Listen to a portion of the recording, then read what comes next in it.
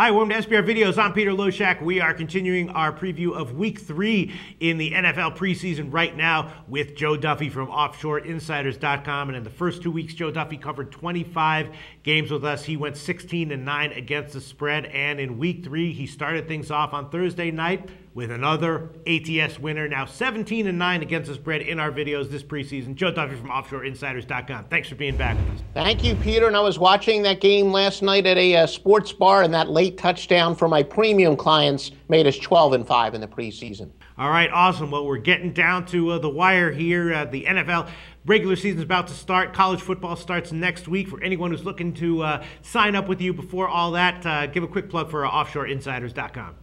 Yes, I am so giddy about college football season starting in less than a week. OffshoreInsiders.com, we do have some full season packages. If you want to win with us for a couple weeks before you sign on longer term, no problem. We have options for just about every person been in the business. 27th year, OffshoreInsiders.com. Giddy. I don't know if that's a good adjective to sell you. I'd prefer my professional handicappers to be sort of blasé about everything. No, I'm extremely excited, but it is true that you don't want to put too much emotional stake in every single solitary game. So there, I'm definitely very even keel. All right, Joe. Well, here we have San Francisco -6, and of course they got completely obliterated in their first two preseason games. The question is, how much are they going to want to bounce back here? How much are they going to play the starters?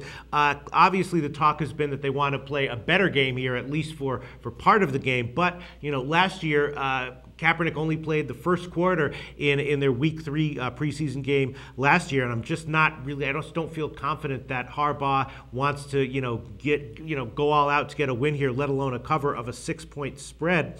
I might lean towards the over here though, because I think they might want to ramp it up on offense for at least enough to score some points at some point. So I guess right now I'd lean over 42. But what do you have to say about this game, Joe Duffy? No, I agree with a lot of what you said. In fact, we Sharps, we're going to keep a very close eye on it, where they had to change the sod on the field because the field was getting very slippery, and they say that it should be fine by game time, but we're going to keep an eye on that and see how that could affect the playing times. I think if anything, obviously Jim Harbaugh would be the more likely to be a little bit conservative with his players, but San Diego, their defense has been atrocious, absolutely atrocious. And it may not be much of an aberration because they were very rough last year. Their inability to stop the run, they're allowing 4.6 rushing yards per play, number 27th in the league. And they're also allowing opposing quarterbacks to complete at a 92.3 rating. So their defense has been terrible. But Philip Rivers said something